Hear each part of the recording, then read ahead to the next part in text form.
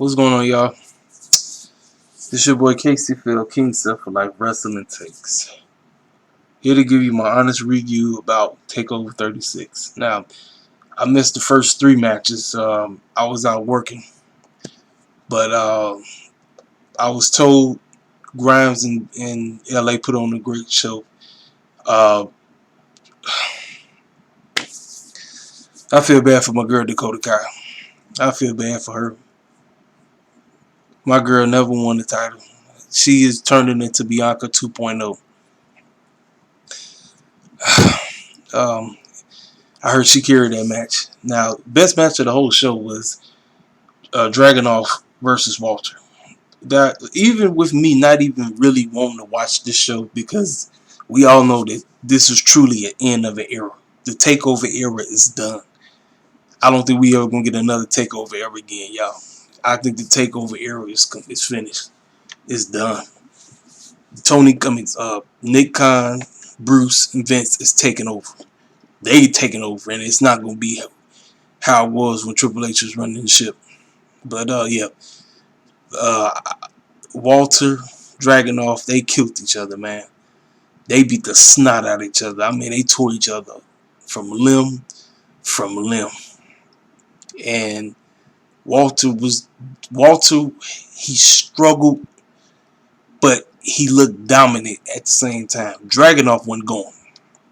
Dragunov was getting beat down, but he wasn't going. And he choked the man out, and he made the man submit. Great match. Best match of the whole weekend.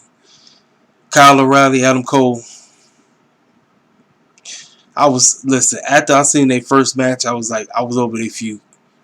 Then they did the other match. I was like, Then we had this one, the stupid finish. I was like, I'm just going to take a wild guess. Adam Cole is on his way up, and it might be true. It might be true. He might be on his way out of WWE because the Young Bucks decided to change their bio, and they got some YouTube video where they talking about raising the dead but doing it in seance and stuff. Well, before he left to come to NXT, the Young Bucks killed him off. So now they're going to try to bring him back or whatever. So it's a possibility he may be on his way to AEW. Samoa Joe and Karrion Kross. I really didn't give a rat's behind about this match at all. I wasn't. Listen, y'all.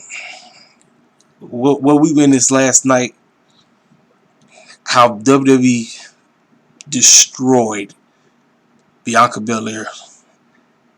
I'm telling y'all right now. I've been saying this since day one. I never trust Vince when it's concerning our talent, and I never will. And every time Vince does something, he proves me right over and over and over again. And that just it killed my whole momentum of any type of excitement for this show. This show was 1,000% better than SummerSlam. Oh, my bad, Summer Joke. Because that crap that came on yesterday was a complete joke. This card was great. It was a good card, but I just didn't have no desire. I was looking at what I caught. The 3 matches that I caught: Dragunov versus Walter, Kyle O'Reilly versus Cole, and Samoa Joe versus Kross. I didn't have no desire. I was watching, but my whole desire was destroyed because of the foolish booking that took place yesterday. I'm serious. If it wasn't for AEW, I don't think I would be doing wrestling. I wouldn't even mess with wrestling. I wouldn't do reviews. I would just focus on my main channel talking about the real stuff, not this stuff. I wouldn't be talking about wrestling. But that crap, that killed everything. That killed all my desire to watch this show. And knowing that watching this show, this was the final takeover in Triple H's clutches, it really felt like this was it. You know. Yeah, like I said, overall, it was a good show. You know, mm, like I said, y'all, mm, mm, mm. I don't know, y'all. I don't know. I'm telling y'all right now, WWE just makes me hate wrestling. It makes me want to kill anything of me doing stuff like this. I just don't want to. I'm telling y'all, man, y'all don't understand. Y'all cats don't get it.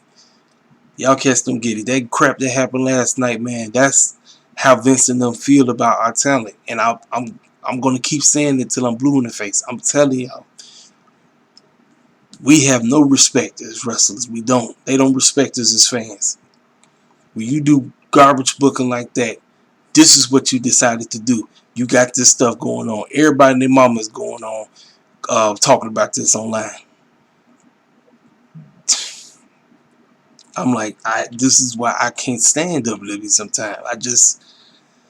I can't. I wanna give them a chance, but I can't because they continually show me they don't give a rat's behind.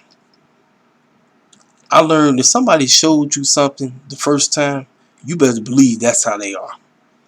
When I first found out about Vince McMahon, I thought, okay, this dude is a wrestling promoter, you know, and I was watching the show. I'm talking about way back in the day, and I noticed something about certain things going on the show. But as a young child watching this stuff, I was like, I don't know. But back then, you thought wrestling was real. Fast forward to where I am now, I know so much about what goes on behind closed doors when it comes to Vince McMahon. Some of y'all don't want to touch on this. I could be here all day going on all the other crap that a whole lot of these insiders don't want to bring up when it comes to Vince McMahon. It's a whole lot of demonic stuff that takes place behind closed doors when it's concerning Vince McMahon. A lot of cats don't want to talk about that. I know about it because why I got cats I know who either work there or they know cats who work there and they shared a whole lot of mess that goes on. But I just WWE just kills my passion. It kills my passion, you know. And mm, mm, mm, mm.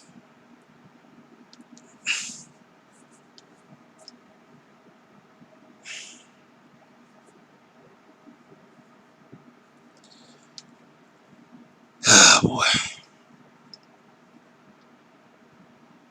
So Cross is on his way to the main roster. Dakota Kai, she's on her way to the main roster. Don't know what you do with LA Knight. Riddle versus Pete Dunne. No, Ridge Holland. Ridge Holland defeated Trey Baxter with the help of Pete Dunne. Now, Pete Dunne's career, his contract is coming up too, so we'll see how that turns out. Um, Overall, uh, my final grade for this show, I'm gonna give this show 7 out of 10. And the reason I'm giving it a 7 out of 10 is match-wise, cats they did work, but you know you can only see so much when you see a match happen more than once. Kyle O'Reilly, Adam Cole, they tried a whole lot of crazy stuff in this match, but the finish just was dumb. It was real stupid. But it is what it is, yo. It is what it is. Raquel Gonzalez, she has no business being in the NXT Women's Champion. She doesn't. Dakota Kai should have won tonight. She should have. It's not even a question. Cameron Grimes, the good guy prevailed. That's what made that storyline great. Even though he was crazy as heck with that Butler role, the good guy prevailed. So I'm happy for Grimes. Ted DiBiase is with him now. Yeah, so 7 out of 10 for the show. That's why I said honest review. I said match wise, cats they put in work.